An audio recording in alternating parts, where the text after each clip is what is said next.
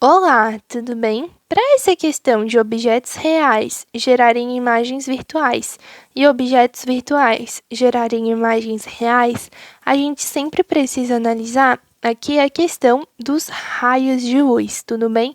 Uma coisa que a gente sabe que é muito bem clara quando a gente está falando de espelhos é que o raio que vai chegar aqui, ele vai incidir nesse espelho e vai refletir. E o ângulo de incidência em relação à normal, né? A normal do espelho é essa retinha aqui que faz 90 graus com o espelho. E o ângulo de incidência em relação ao à normal vai ser igual ao ângulo de reflexão em relação à normal. Então, esse ângulo aqui é igual a esse ângulo aqui, tudo bem?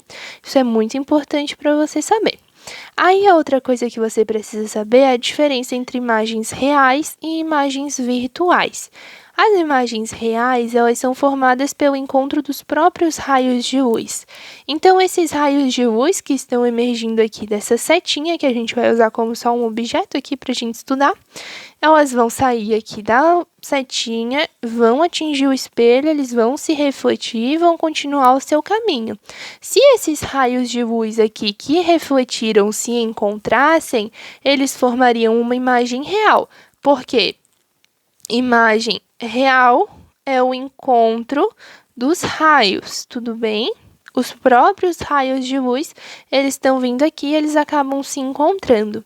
E uma imagem virtual é o encontro dos prolongamentos. Você sabe o que são os prolongamentos dos raios? São como se eles não existissem de verdade, porque a gente não consegue tocar, eles não são tangíveis, a gente não consegue estudar, não consegue fazer nada. Porque eles se formam atrás do espelho, tudo bem? Então, quando eles se formam atrás do espelho, é como se eles se formassem em um mundo invisível. Perdão, um mundo impossível, né? Que daí, por exemplo, atrás do espelho é como se para conseguir tocar eles, você tivesse que entrar dentro do espelho.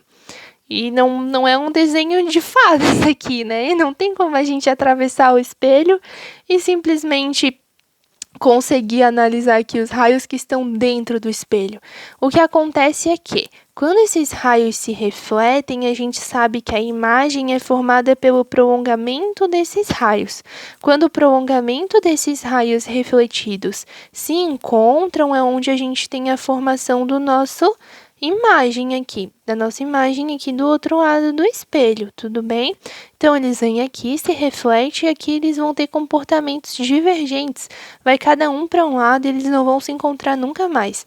A única forma deles se encontrarem seria prolongando esses raios, que é dessa forma que a gente tem um encontro deles atrás do espelho, tudo bem?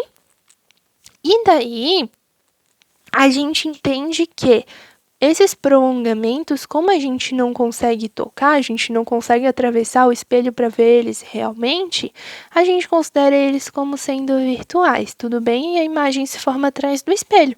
Por isso que você nunca consegue tocar a imagem de um espelho plano. De um espelho esférico você até consegue, né? Pela formação das imagens reais, mas de um espelho plano você não consegue quando o objeto aqui é real. Tá bom? Então, o que que acontece? A gente sabe que um espelho, ele reflete, né? Então, a gente considera que esse raio que está vindo aqui, ele é refletido pelo espelho. É como se essa superfície aqui do espelho refletisse esse raio que está indo para lá, para cá. E é daí que surgem esses prolongamentozinhos aqui.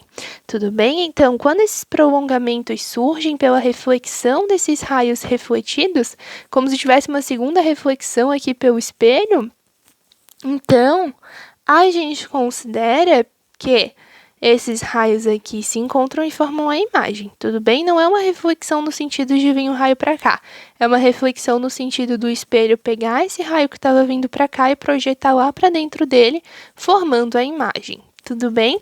Então, é por isso que, quando a gente tem um objeto real, se a gente fizer aqui os raios saindo dele, né, não importa quantos raios você faça, não importa. Aqui, ó, o que que vai acontecer? Se você considerar, claro, raios distintos que não estão incidindo no mesmo ângulo, né? Todo raio distinto aqui vai incidir com um ângulo diferente. É impossível que dois raios diferentes incidam com o mesmo ângulo. Quando eles incidem com ângulos diferentes aqui, a reflexão deles é com ângulos diferentes. Então, uma reflexão aqui vai ser mais inclinada do que a outra. Sendo assim, como essa inclinação vai aumentando assim, então esse aqui ficaria menos inclinadinho, ficaria mais assim. Daí ele vai aumentando, aumentando, aumentando, e essas reflexões elas vão ficando cada vez mais divergentes umas das outras. Então, desse lado do espelho, que é o lado real, seria impossível elas se encontrarem, porque elas são todas divergentes. Então, o único lado que é possível elas se encontrarem seria pelo prolongamento delas atrás do espelho, formando a nossa imagem virtual. Tudo bem? Então, é por esse motivo que objetos reais formam imagens virtuais, por causa que eles precisam prolongar os raios para se encontrar e formar a imagem. Porque aqui nesse lado, que seria o real, é impossível formar a imagem, tudo bem?